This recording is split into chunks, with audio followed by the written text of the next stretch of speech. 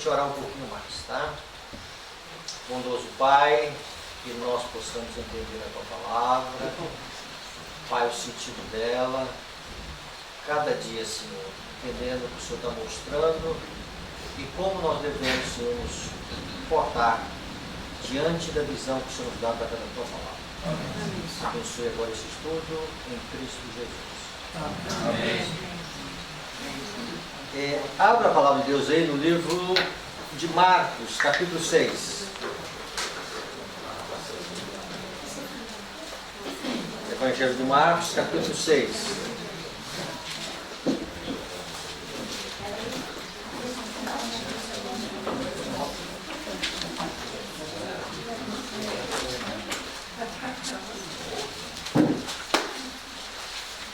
Vamos ler a partir do verso 17. Então, Marcos, capítulo 6, e a partir do verso 17. Porque o mesmo Herodes, por causa de Herodias, mulher de seu irmão Filipe, porquanto Herodes se casara com ela, mandara prender a João e atá-lo no cárcere. Então, João estava preso, porque ele repreende o rei Herodes. Esse termo rei, na realidade, Herodes não era rei, mas ele se intitulava rei. Então vejam bem, pois João lhe dizia: não te é lícito possuir a mulher do teu irmão. Então ele se apossou da cunhada e ele acabou se casando com Herodias. E João então vai repreendê-lo por isso. João vai dizer que não era lícito possuir a mulher do teu irmão. E Herodias o odiava, querendo matá-lo, e não podia. Se houvesse um meio direto para que Herodias matasse João Batista, assim ela faria. E diz aqui a razão pela qual ela não conseguia matar João Batista.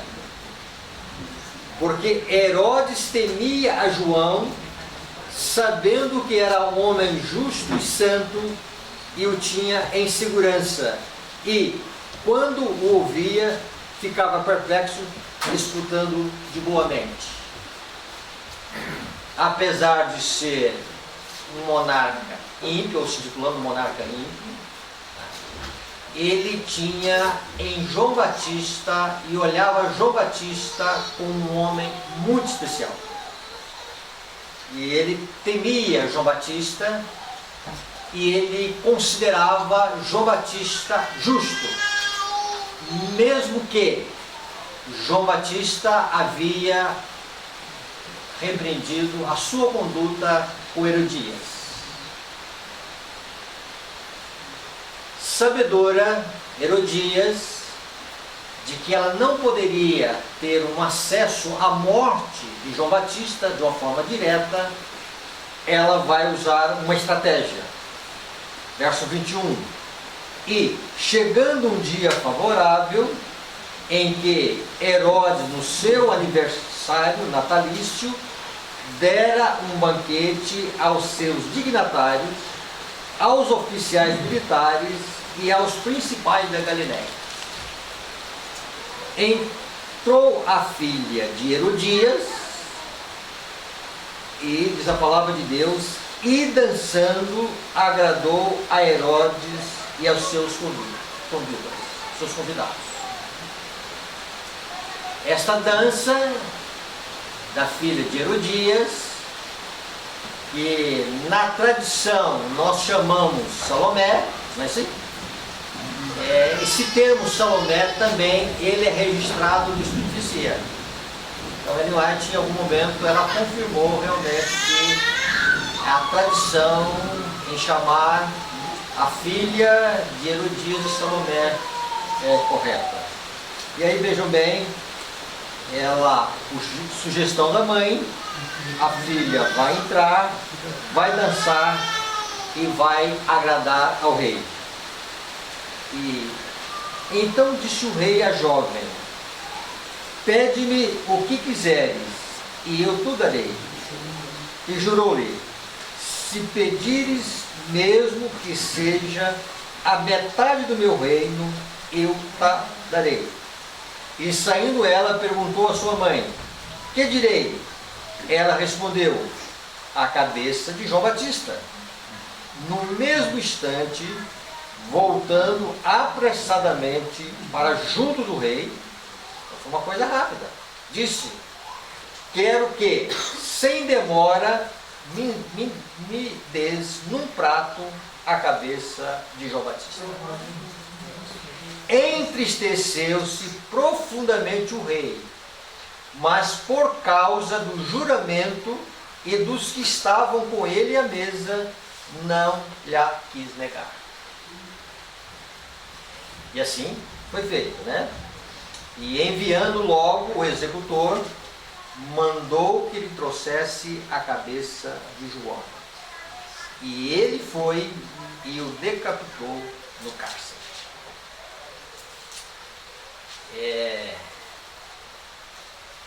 A Bíblia fala de decapitação. Abra a palavra de Deus aí, no livro do Apocalipse, capítulo 20. Nós vamos lá encontrar essa expressão, Apocalipse, capítulo 20.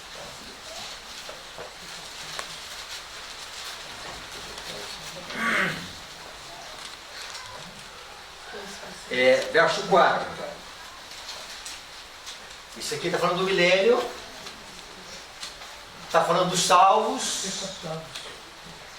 está falando daqueles que vão estar na eternidade. Vi também tronos, e nesses se sentaram-se aqueles os quais foi dada a autoridade de julgar. Vi ainda as almas dos decapitados. E por causa de quê? Por causa do testemunho de Jesus e por causa da palavra de Deus. Qual é a relação que existe entre o testemunho de Jesus, que é bem definido no Espírito de Profecia, como sendo o Espírito de Profecia, melhor dizendo, e a palavra de Deus? Esta expressão, testemunho de Jesus com a palavra de Deus, vai ocorrer várias vezes no Apocalipse. Então, João está vendo do céu, tendo uma visão do futuro, e ele está vendo as almas dos decapitados por causa do testemunho de Jesus, bem por causa da palavra de Deus. Que não adoraram a besta. E aí vejam bem, essa expressão, palavra de Deus e testemunho de Jesus, é praticamente a mesma coisa. Ou aquilo que Deus fala através dos seus servos, os seus servos comunicam essas palavras, e essas palavras então atraem a ira daqueles que a ouvem. E no caso aqui, no passado, nós encontramos Herodias, e no futuro apresenta para nós quem são aqueles que vão odiar a palavra que Deus coloca nos lábios dos seus servos, os profetas, ou seja, os seus filhos. Então o Apocalipse trabalha muito com essa linha. Os servos de Deus são os profetas. E quem são os profetas? São aqueles os quais Deus coloca as palavras em suas bocas. E aí eles vão falar, e eles vão repreender reis, sistemas, religiões, desmascarar muita coisa nesse momento final. E aí João está vendo o seguinte: vi ainda as almas dos decapitados por causa desse mundo de Jesus, bem por causa da palavra de Deus, tantos, como a Vera já mencionou, quantos não adoraram a besta, nem tampouco a sua imagem, e não receberam a marca na fronte e na mão. Então, por causa da besta no momento final, por causa dos filhos de Deus, por causa das palavras que Deus vai colocar na boca dos filhos de Deus, haverá muitos que vão sofrer uma morte cruel. Mas para que ninguém aqui tenha nenhum tipo de pesadelo, nós temos que mentalizar o seguinte: quando os mártires eles foram mortos nas mãos do Império Romano, e depois foram mortos em cima de um sistema medieval, um sistema romano contra o povo de Deus, o Espírito Santo os preparou para a fogueira e para, em algum momento no passado também, as feras em Roma. E eu fico imaginando que quando reformadores iam sofrendo ali a morte numa fogueira, eles literalmente foram anestesiados pela graça de Deus. Então, quando eu olho João Batista, eu não consigo ver João Batista sendo anestesiado pela graça de Deus, né? E aquilo que poderia ser um processo doloroso, tá? Foi um ato permitido por Deus, mas que, no entanto, Deus também prepara o seu servo para enfrentar tamanha atrocidade. Então vamos aqui mentalizar esse conceito de Herodes, o Estado, o governante, Herodias, a esposa, influenciando o marido através da filha, e a filha vai usar para influenciar o rei, a sua o quê? Beleza e sensualidade. A sua beleza e a sua sensualidade. Aproveitando lá que o rei já estava lá com bebida alcoólica, você pode ver isso nas atuações, já estava lá meio fora de si, e nesse momento entra ali a jovem, e ali ela estava realmente dentro daquilo que vamos dizer assim, a sua juventude e a sua beleza. E ela vai usar uma palavrinha chamada aqui sensualidade, e a sensualidade ela tem como objetivo sedução. Sedução. Então a palavra aqui, sedução. Então nós encontramos depois o João Batista.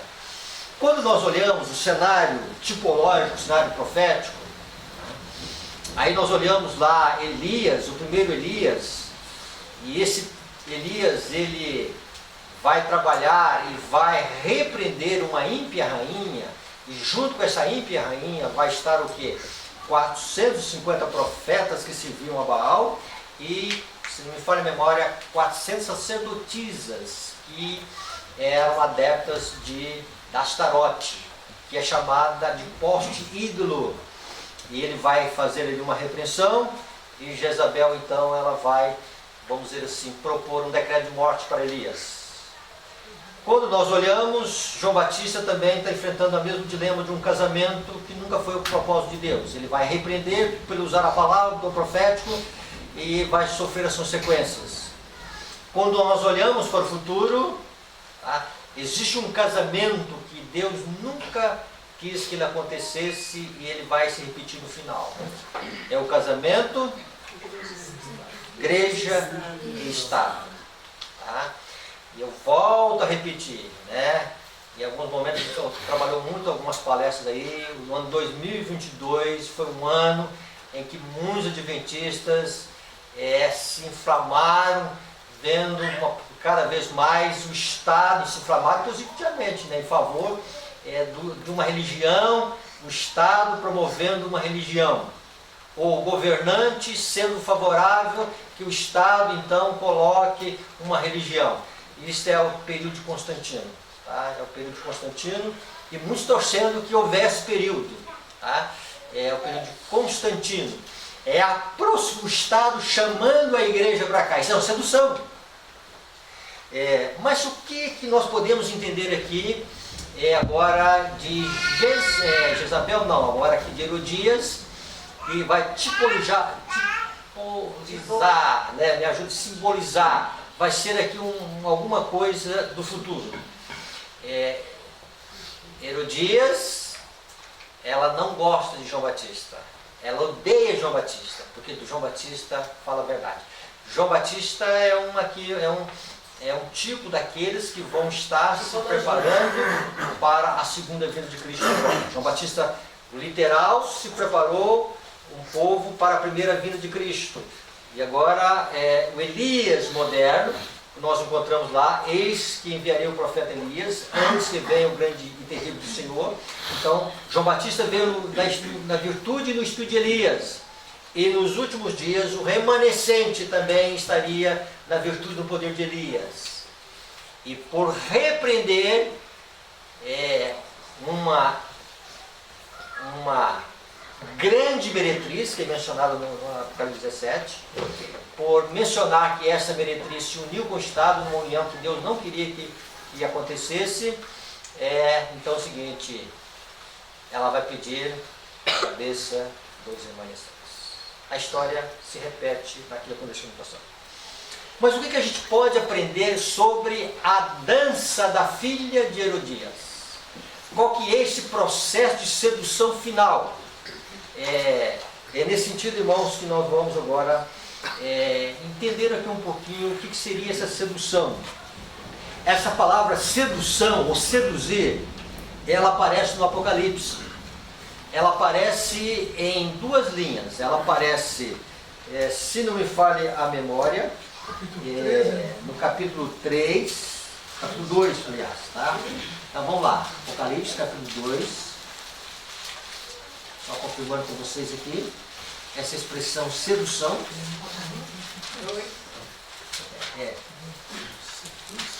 E o 13 e 14 também faz. Deixa eu só confirmando aqui, tá?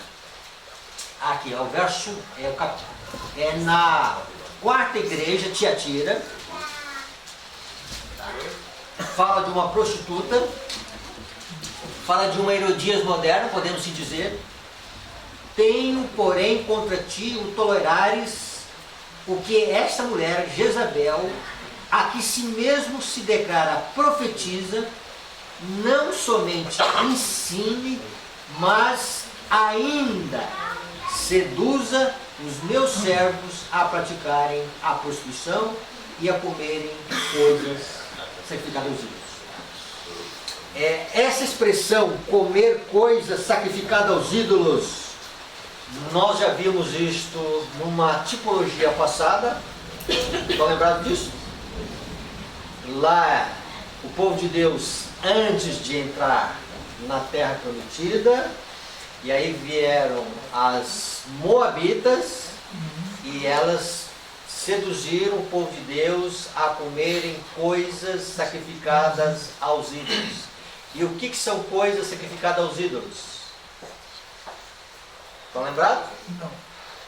Ídolos do lar?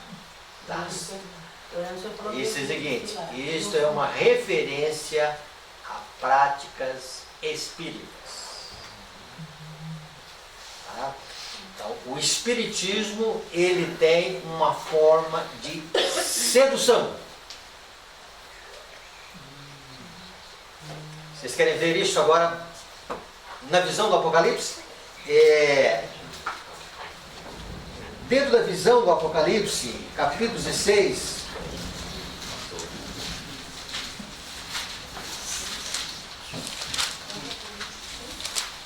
capítulo 16,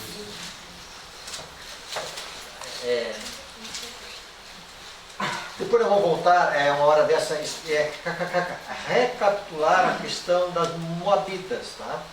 No capítulo 16, nós encontramos na sexta praga. Então veja bem, a sexta praga, o que tem aqui na sexta praga? De sexta praga, quinto, sexto, verso 13. Então vi sair da boca do dragão, da boca da besta e da boca do falso profeta 3 espíritos imundos semelhantes a rãs. E o próprio Apocalipse interpreta para nós quem são esses espíritos imundos. Porque eles são espíritos de demônios, operadores de sinais, e se dirigem a quem? Aos reis do mundo inteiro, com o fim de ajuntá-los para a peleja do grande dia do Deus Todo-Poderoso. Então, há uma sedução aqui, e essa sedução, ela tem como objetivo a humanidade em si, podemos dizer, mas ela tem um propósito, é atingir os governantes da terra. Tendo essa visão de atingir os governantes da terra, significa também que antes haverá uma sedução de atingir os habitantes da terra. Assim, súditos e governantes, todos eles sejam seduzidos. Isso é o que está em Apocalipse capítulo 13. Apocalipse capítulo 13, nós encontramos no verso 14, a palavra sedução. Seduz os que habitam sobre a terra por causa dos sinais. Você pode trocar essa palavra sinais pela palavra milagres, pelas coisas sobrenaturais que ele foi dado a executar diante da besta, dizendo aos que habitam sobre a terra que façam uma imagem à besta, aquela que, ferida a espada, sobreviveu. Então, nós encontramos sedução no tempo do agora, e nós encontramos sedução de uma forma mais elevada lá no futuro. Se bem que sedução aqui vai nos levar àquilo que se chama o decreto dominical. E sedução lá em Apocalipse 16 vai chamar aquilo que se chama o decreto de morte. Então, os reis da terra, porque eles estão embriagados com o vinho de Babilônia, e eles estão seduzidos pela feitiçaria que os espíritos imundos semelhantes a rãs produzem. Então agora, em comum acordo com a grande meretriz, vão propor um decreto de morte. É bem verdade que lá não haverá morte, mesmo sendo chamado de decreto de morte, mas no tempo que nós vamos entrar agora, antes do fechamento da porta da graça, haverá morte de muitos que vão morrer, porque vão denunciar os pecados da grande meretriz e vão sofrer as consequências disso aí. Tá? Só um minutinho, depois eu vou dar essa oportunidade. Tá? Então, irmãos, se essa dança é uma dança sedutora, e aí quando nós falamos de dança sedutora,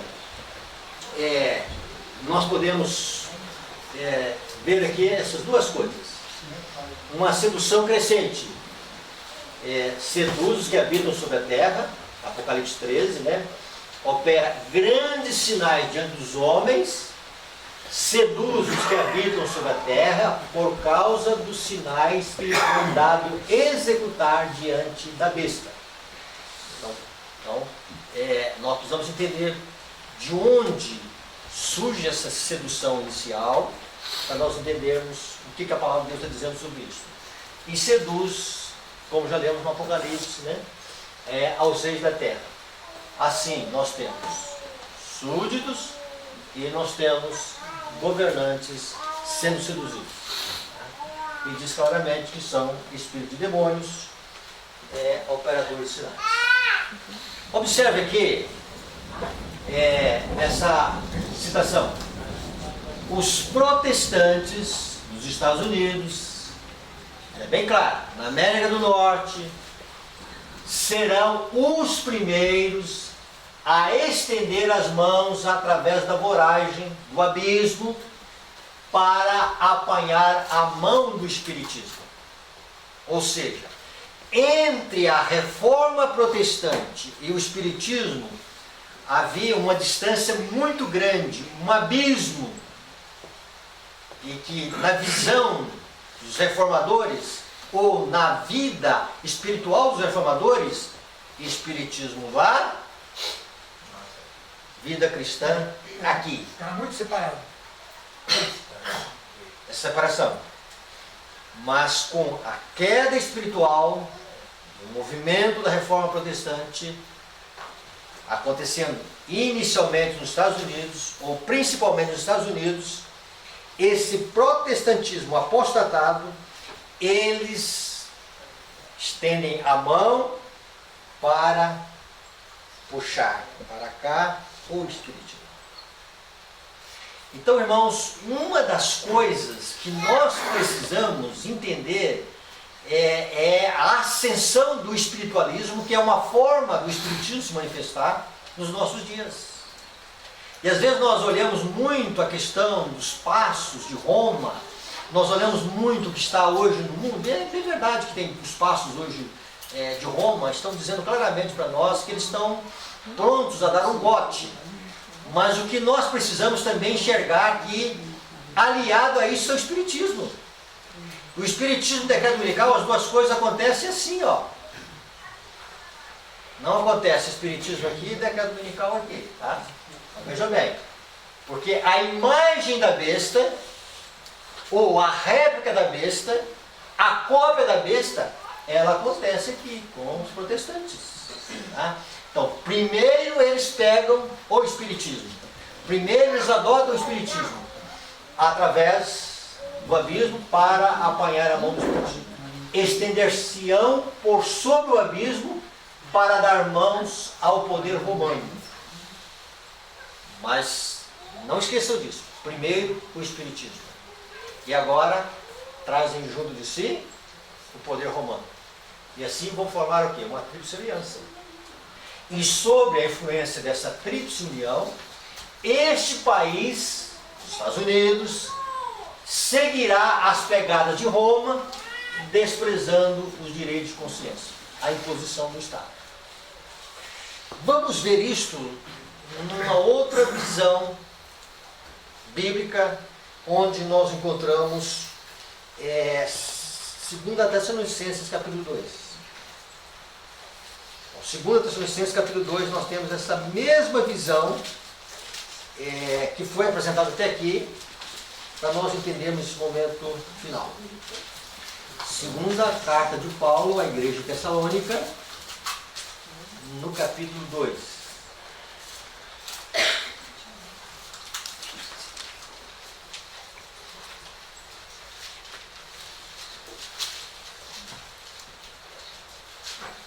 Verso 3. Ninguém de nenhum modo vos engane, porque isto não acontecerá sem que primeiro venha o quê? Apostasia. Essa apostasia, ela aconteceu na igreja primitiva e como resultado dessa apostasia surgiu o papado. Então isso aqui é um cumprimento que já foi. Mas haverá uma outra apostasia, que é chamada, no Espírito Vicia, de grande apostasia. Ontem nós vimos que a grande apostasia das professas igrejas de Cristo, ou das igrejas ditas do movimento da Reforma Protestante, nesta apostasia, que é também chamada aqui a imagem da besta, ou imagem à besta, que é a mesma coisa, vai repetir os moldes de perseguição, como aconteceu dentro da Idade Média. Então quando Paulo fala sobre apostasia, então nós temos que ter em vista algo que já aconteceu e algo que acontecerá no futuro com a imagem da besta. Mas Paulo não parou por aí, tá? Ele vai aqui definir o homem do pecado, e no verso 8, então será de fato revelado o iníquo, a quem o Senhor Jesus matará com o sopro de sua boca e o destruirá pela manifestação de sua vinda. Ora, o aparecimento do iníquo é segundo a eficácia de Satanás, com todo o poder e sinais e prodígios da mentira, com todo o engano da injustiça aos que perecem, porque não acolheram o amor da verdade para serem salvos. Depois nós vamos ver o finalzinho desse verso, tá?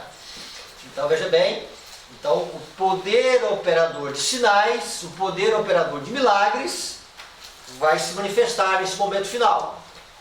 E está dizendo aqui que com a expressão todo o engano possível de alguém que tem a experiência de 6.000 anos de enganar.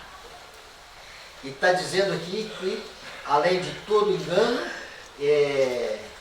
de injustiça, e com todo o poder e sinais e prodígios da mentira. Então, é isso que nós temos em vista em relação à questão. Quando nós olhamos, vamos aqui analisar alguma coisa para não voltar isso aqui, tá? O Espiritismo está intimamente relacionado com o decreto de morte. Primeiro seduz os súditos e, por fim, os reis da terra. Então, através da sensualidade da filha de Herodias, ela está sendo repreendida porque ela está numa condição, na nossa linguagem nós chamamos amaziada, né? Mas ela está numa condição de prostituta. E por falar em prostituta, Salomé, Desejado das Nações diz que Salomé era filha de sacerdote. Então deixa entender se ela é filha realmente de Herodias. A mãe, antes do irmão de Herodes, ela já teve um outro casamento. Só para a gente usar assim um pouco a imaginação e ninguém dormir nessa tarde, tá? Se alguém... São meus falando, a mulher do irmão dele. Certo, né? Certo. Isso. Então é o seguinte, mas deixa entender no Desejado que Salomé não era filha do irmão. Era filha de sacerdote. Tá? Era filha de sacerdote. Tá? E aí, veja bem, provavelmente por ser romano, o irmão não era, vamos dizer assim, alguém ali da linhagem judaica. Tá? Então, o Espiritismo é relacionado com o decreto de morte. Primeiro seduz os súditos, por fim os reis da terra, para que esses matem o remanescente, assim como Herodias, através da sensualidade da filha, pediu a cabeça de João Batista. Então, esses reis, no futuro, eles vão saber, em algum momento eles vão ver que é um contrassenso exterminar o povo de Deus. Em algum momento, a igreja hoje, ela goza de grandes conceitos com grandes líderes deste mundo. Ela goza de uma certa reputação. Né? E esse pedido de Herodias sabe que não pode chegar diretamente a Herodes. Usa a filha. E através da filha, já que o Apocalipse fala da mãe, a Babilônia, a mãe das meretrizes, né? As filhas são meretrizes, e as filhas usam a sua sensualidade para que o rei fique assim, perde o seu juízo, perde a noção do que é o correto e faça coisas que Herodias não conseguiria fazer diretamente. A Bíblia não é assim, maravilhosa, irmãos, tá? Não é essa tipologia bíblica, né? Sem fantasiar, sem viajar também, né, em algumas coisas, né? Mas ela apresenta essa realidade. Então, se algum de nós formos algum João Batista no momento, tá? Olha aqui. Os ímpios declaravam que tinha verdade, que havia milagre entre eles, que os anjos do céu conversavam e andavam com eles, que grande poder e sinais e maravilhas eram realizados em seu meio, e que isto constituía um milênio temporal que aguardavam há tanto tempo. Todo mundo se convertera e estava em harmonia com a lei dominical. E aí o que acontece? E aí Herodias, a grande meretriz, através do Espiritismo, tá? Para o quê? Que os reis coloquem decretos de morte para que possam exterminar todos aqueles que estão atrapalhando a paz do mundo inteiro. Quando fala todo mundo, inclui o mundo oriental também? Sim, já que o Apocalipse fala que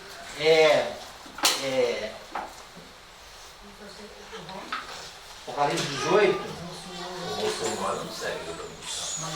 Ok, só um pouquinho. Apocalipse 18, o que fala lá? Verso 3, pois todas, o quê? Nações têm bebido do vinho do furor do Santo. Então veja bem, então está a parte oriental do mundo e a parte ocidental. Países budistas, brahmanistas, confucionistas, judeus, muçulmanos, cristãos, ateus. É que ele falou que os muçulmanos não aceitam o cristianismo. Há pouco tempo o Papa foi lá e fez aliança com eles. Então o que acontece? Então, dentro dessa visão, tá? O mundo está seduzido, entre muitas coisas, pelo Espiritismo. Então, o Espiritismo, ele é uma forma de sedução. E eu creio nessa colocação aí, se o mundo oriental vai estar junto, tá? Então, essa sedução também vai atingir o mundo oriental. Os habitantes da Terra, e tanto é que o Apocalipse fala, seduz os que habitam sobre a Terra. Então o judeu vai guardar o domingo. Sim, correto. Aliás, tá? Vejam bem. Tá, então vejam bem. Em nome de uma sobrevivência, Bem comum em nome de um bem comum, em nome da prosperidade, mundial. em nome da paz, todos aqueles que não têm, vamos dizer assim, Cristo como seu Salvador e não têm o poder do Espírito Santo iluminando o seu entendimento, vão voltar cozinhando do outro lado. Então, os ímpios, e quem são os ímpios? Só terminar um pouquinho, aí vamos dar uma oportunidade aqui para a gente compartilhar junto esse pensamento. Tá? Às vezes me perco aqui, tá? Então, os ímpios, eles declaram que tinha uma verdade, que havia milagre entre eles. Já mencionamos sobre isso. Tá? Então, lá, quando as principais igrejas dos Estados Unidos, ligando-se em pontos de doutrinas que são comuns, não haverá, vamos dizer assim, uma igreja que deixará de ser a igreja porque entrou no ecumenismo. Elas vão pegar pontos de vista que são comuns. Aquilo que é divergência, elas vão deixar de lado. Uma vai continuar acreditando que batismo de criança é válido? Sim, vai continuar acreditando. Uma vai gritar mais do que a outra? Sim, uma vai continuar gritando mais do que a outra. Uma vai ter mais bateria do que a outra? Uma vai ter mais bateria do que a outra. Uma vai dizer que o milênio é aqui, tá? A outra não vai dizer que o milênio não é aqui. Elas vão continuar. E elas terão dois pontos que vão estar em harmonia. Um ponto tem uma simpatia com Roma, que é a questão do domingo, e o outro a questão da imortalidade da alma, que cria laços com o Espiritismo. Então, irmãos, decreto dominical e Espiritismo andam assim, ó, junto. Tá? Então, quando nós olhamos para o mundo hoje e vemos uma ascensão do Espiritismo, ou do espiritualismo, que é uma forma do Espiritismo se manifestar, nós podemos saber que o decreto dominical está batendo as portas.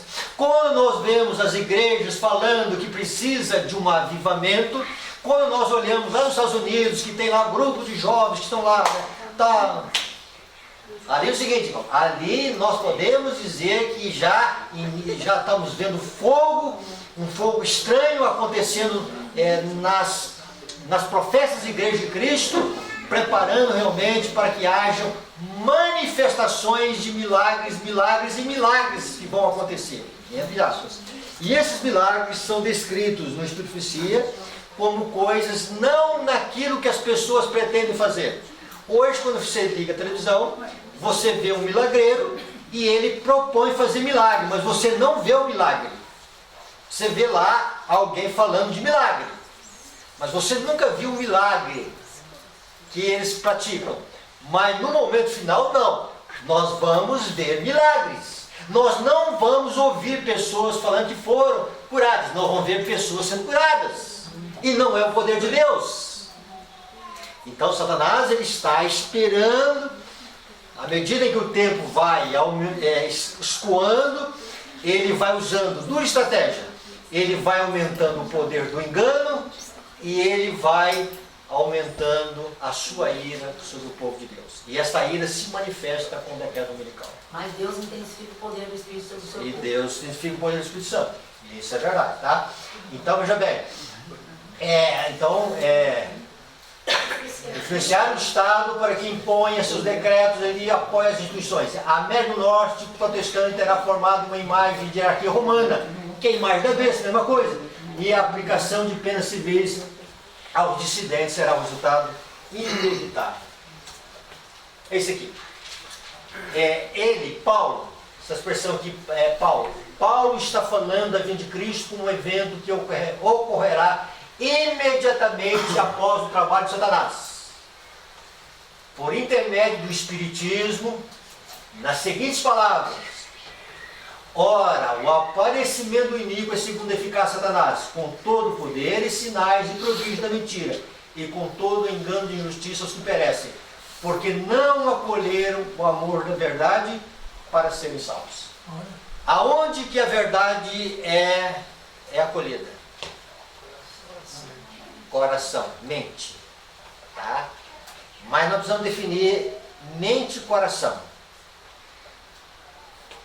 Mente e coração é a mesma coisa.